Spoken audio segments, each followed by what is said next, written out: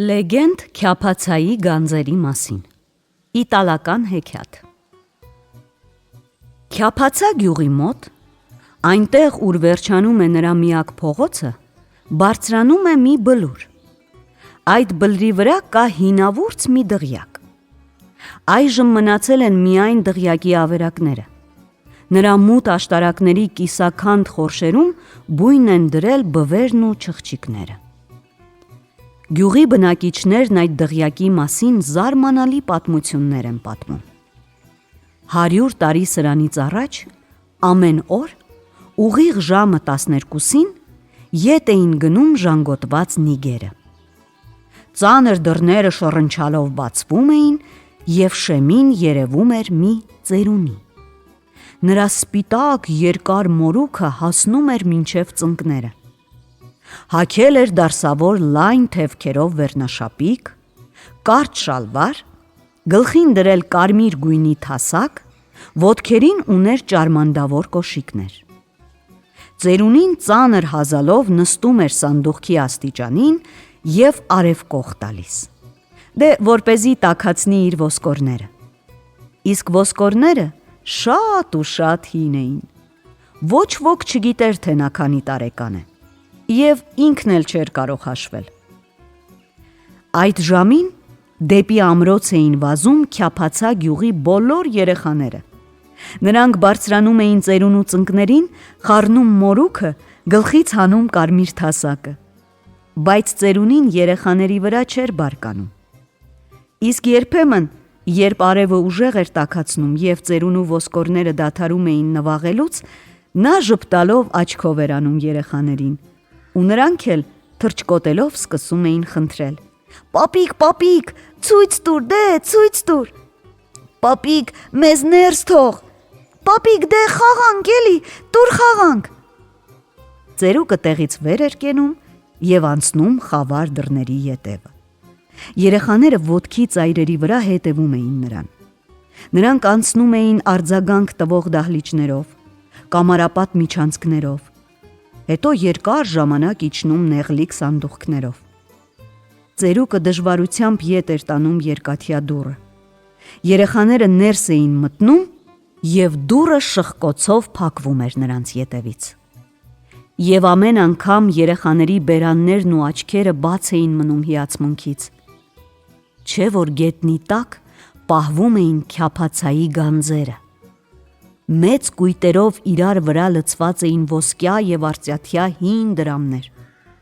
Բաց կափարիչներով սնդուկները մինչև պռունգները լցված էին թանկարժեք քարերով։ Քարերն այնպես էին փայլփլում, որ խավար նկուղում ասես ցերեկ լիներ։ Ծերունին թույլ էր տալիս երեխաներին խաղալ գանձերով։ Տղաները կռիվ էին խաղում։ Նրանց մի մասը ճոճում էր ոսկյա բռնակներով սրերը, մյուսները պաշտպանվում էին հսկայական վահաններով, որոնց վրա զարմանահրաշ նախշեր կային։ Աղջիկները զարդարվում էին փայլփլուն ակնեղենով, հագնում ոսկեկար հագուստները։ Նրանց հագած շրջազգեստները շատ հին էին, բայց աղջիկները իսկույն դառնում էին փոքրիկ արքայադուստրեր։ Ծերուկը նայում էր այդ բոլորին և կամացուկ ծիծաղում։ Հետո նա վերցնում էր արծաթյա զանգը և զնգացնում։ Արքայադուստրերը նորից դառնում էին փոքրիկ, կարկատած շորերով աղջիկներ, իսկ քաջարի զինվորները հասարակ տղաներ։ Բոլոր թանկարժեք իրերը արագ դնում էին իրենց տեղերը և նկուղից շտապ դուրս գալիս։ Եվ ոչ մի երեխա երբեք իր հետ ոչ մի դրամ և ոչ մի թանկարժեք քար չէր տանում։ Միայն մի անգամ 7 տարեկան մի տղա առաջին անգամ նկուղ գալով գրպանը դրեց քառակուսի անցքով մի ոսկի, որպեսզի դրանից կարթի համար սուզագնդիկ պատրաստի։ Եվ այ քեզ զարմանք, երկաթյա դուռը ոչ մի կերպ չէր ուզում բացվել։ Այդ ժամանակ ծերուկն ասաց. «Ո՞վ է վերցրել, թող տա»։ Տղան կարմրեց, ոսկին գցեց ոսկու կույտի վրա։ Դուռը անմիջապես բացվեց։ Բայց մի մութ գիշեր, այնուամենայնիվ, դղյակ թափանցեցին 3 գող։ Այդ գողերը տառապում էին սարսափելի հիվանդությամբ։ Նրանց այրում էր հարստության ծարավը։ Եկել էին հեռվից, որովհետև այն կողմերում, որտեղ ծնվել էին, այլևս գողանալու բան չէր մնացել։ Այն բոլորը, ինչ կարելի էր գողանալ, նրանք արդեն գողացել էին։ Այդ գողերը շատ ճարպիկ էին։ Ուզածդ դուռը կարող էին անաղմուկ բանալ։ Նրանք իրենց կոշիկները փաթաթում էին թաղիքով և երեսներին դիմակ հագնում։ Բայց այնուամենայնիվ ծերուկն արթնացավ։ Նա դուրս եկավ գողերին ընդառաջ ու հարցրեց. «Ինչի համար եք եկել, բարի մարդիկ»։ Գողերը, տեսնելով, որ գործ ունեն մի զառամյալ և անզեն ծերուկի հետ, համարձակություն ստացան։ «Դե ասում են, որ այս ամրոցում գանձ է պահվում», գոռացին նրանք։ «Այո, ճիշտ է», պատասխանեց ծերուկը, «բայց ձեր ինչին է պետք գանձը»։ «Ես ինձ համար 100 սենյականոց պալատ կկառուցեմ, 100 ծառա կպահեմ և ինքս մեն-մենակ այնտեղ կապրեմ», պատասխանեց առաջին գողը։ Երկրորդ գողն ասաց. «Ես էլ կգնեմ մի մեծ նավ և կշրջագայեմ բոլոր երկրներով, ամեն մի երկրում կուտեմ միայն այն, ինչ այդ երկրի թագավորն է ուտում»։ «Իսկ ես այնքան էլ հիմար չեմ», ասաց երրորդ գողը։ «Ես իզուր տեղը չեմ վատնի իմ բաժին հարստությունը։ Ես ոսկին կթաքցնեմ և երջանիկ կլինեմ, որ դրանք իմն են»։ «Թույլ տվեք ես էլ իմ խոսքն ասեմ», ասաց ծերունին։ «Իզուր եք բաժանում այն, ինչը երբեք ձերը չի լինի։ Գնացեք, քանի դեռ չեմ բարկացել»։ «Ինչու ենք մենք իզուր ժամանակ կորցնում և լսում այս հիմար ծերունու բարբաջանքները», գոռաց առաջին գողը։ «Սա մեզ ինչ կարող է անել, որ»։ «Հիմա կիմանաս ինչ կանեմ»։ Գողը սարսափով հասկացավ, թե ինչքան ուժ կա արտաքուստ զառամած այդ ծերունու ձեռքերի մեջ։ Ծերունին միանգամից բռնեց երեքի օձիքից և նրանց դուրս շպրտեց։ Հետո կարծես մի անտեսանելի ուժ բռնեց առաջին գողին և երկինք նետեց։ Լավ էր, որ նա կարողացավ բռնել այնտեղով անցնող ամպից։ Առաջին գողը երկիր վերադարձավ միայն 3 օր հետո, երբ ամպը վերածվեց անձրևի։ Ծերունին երկրորդ գողին ավելի բարձր նետեց կայծակի վրա։ Նա կայծակին հեծած միայն մի շաբաթ հետո ընկավ ներքև, երբ ճայթեց ամպրոպը։ Երրորդ գողին ծերունին այնքան բարձր նետեց, որ մինչև այժմ էլ երկիր չի վերադարձել։ Բայց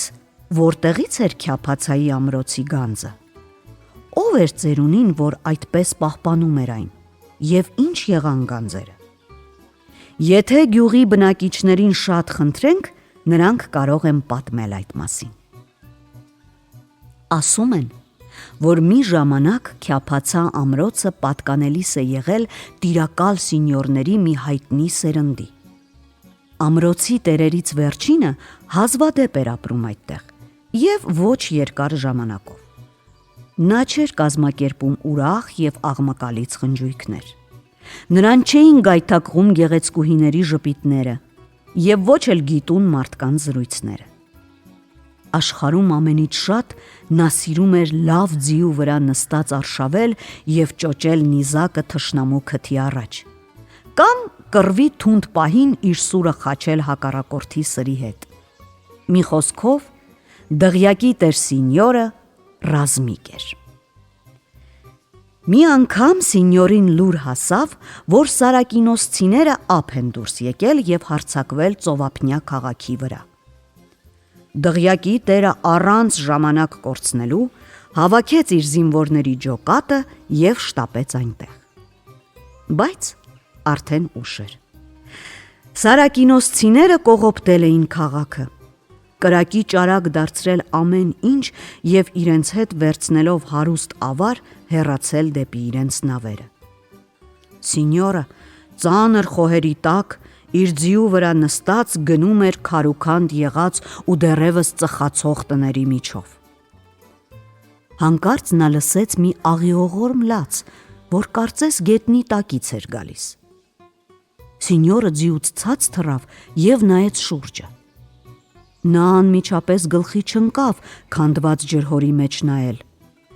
Ջահի լույսի տակ նա ջրհորի հատակին տեսավ մի փոքրիկ տղա։ Այդ տղան այնտեղ ընկել էր և վախեցած ինքն էլ չէր կարողանում բացատրել, թե ինչպես։ Սինյորը խղճաց երեխային, վերցրեց ձիու վրա և բերեց դղյակ։ Երբ տղան մեծացավ, Սինյորը նրան դարձրեց իր զինակիրը։ Նա տղայից ավելի նվիրված ու հավատարիմ ծառա չուներ։ Ռինալդոն, դե այդպես էին անվանում գտած տղային, իր պարոնին ուղեկցում էր բոլոր արշավանքների ժամանակ։ Նա կռվում էր Սինյորի հետ կողք կողքի։ Թեժ մարտերի ժամանակ բախտը փոփոխական է լինում, բայց կռվի մեջ, երբ մեկը հոգում է մյուսի մասին, մահը անցնում է կողքից։ Շատ անգամ էր Ռինալդոն իր մարմնով պաշտպանել Սինյորին։ Շատ անգամ էր Սինյորն իր սրով փակել Ռինալդոյի գլխին իջած թշնամու սրի ճանապարհը։ Այդպես շարունակվում էր երկար տարիներ։ Մի անգամ Սինյորի մարտիկները թշնամուն հանդիպում են հեռու լեռներում։ Թշնամու ջոկատին հաջողվել էր թաքնվել կիրճերում։ Այդ ժամանակ էլ մութն ընկավ։ Տեղանքն անծանոթ էր, և Սինյորը որոշեց սպասել լուսաբացին։ Ռինալդոն զառիթափ ժայռի լանջին մի քարայր տեսավ։ Այնտեղ խոտ և տերևներ տարավ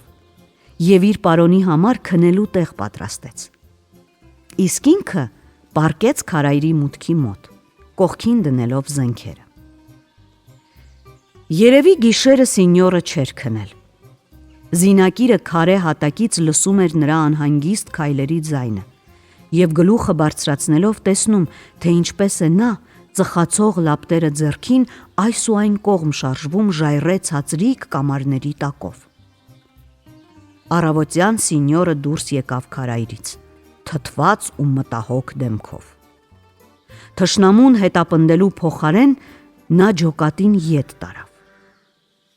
Այդ ժամանակվանից Ռինալդոյի կյանքը այլ կերպ ընթացավ։ Այդ գիշեր Սինյորը քարայրում անհաշիվ հարստություն գտավ։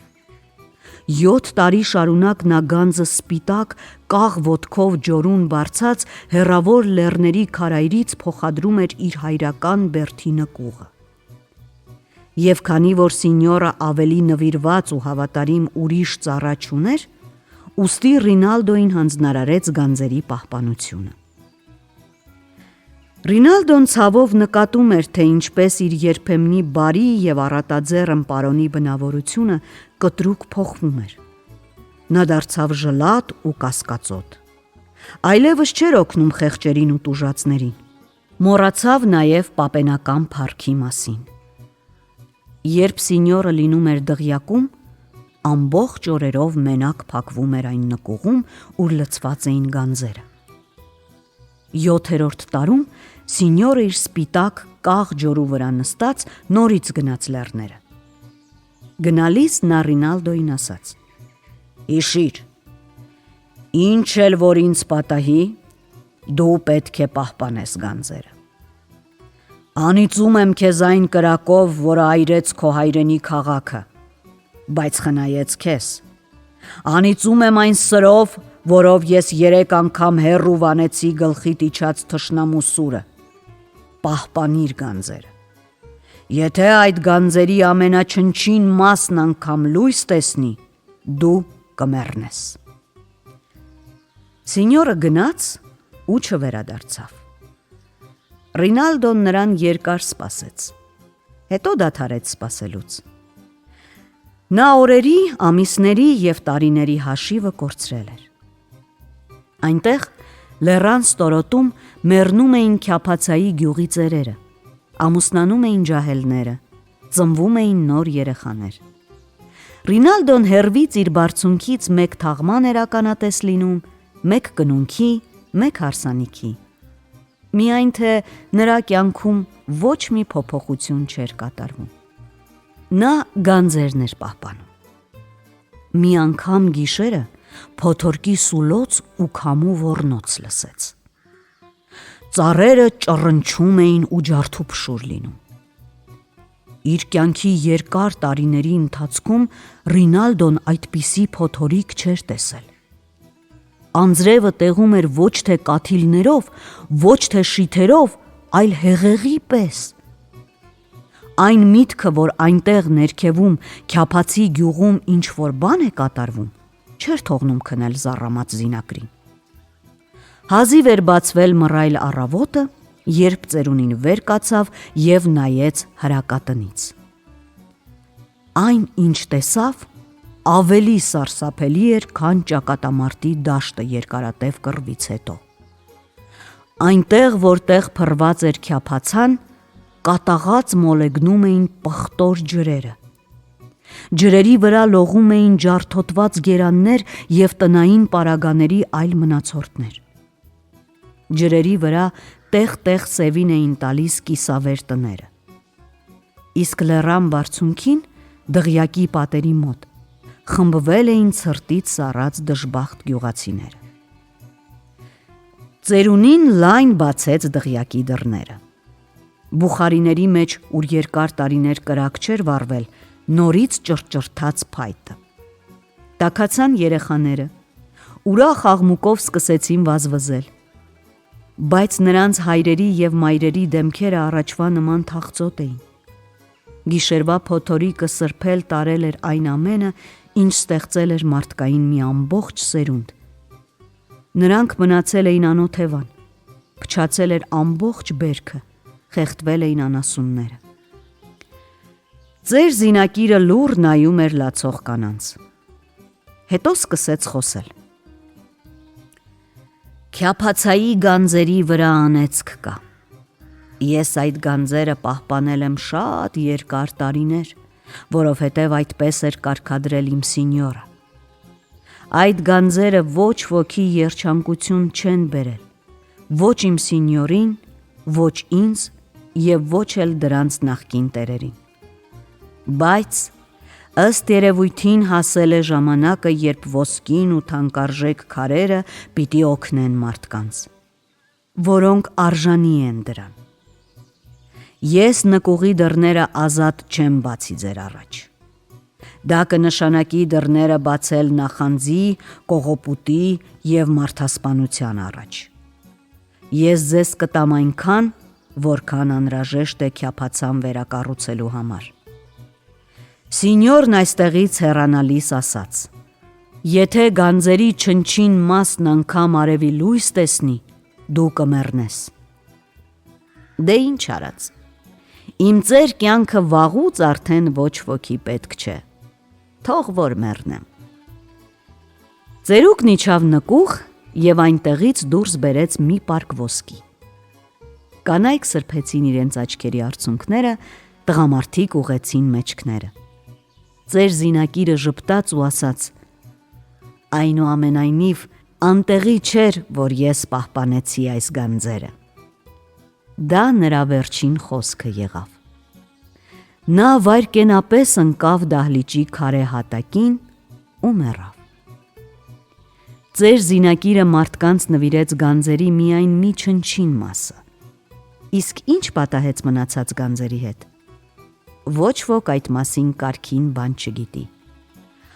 Ասում են, որ դրանք վերածվեցին կոտրատված խեցեղենի և ածուխի։ Դղյակը քայքայվեց և համարյա թե ավերակ դարձավ։ Նրա մեջ ոչ ոք չի ապրում։ Միայն երբեմն մի գյուղացի իր հավաքած խոտն է պահում դղյակի կիսաքանդ կամարների տակ, դե որպեսզի չթրջվի ձմեռվա անձրևից։ Այսքան բան։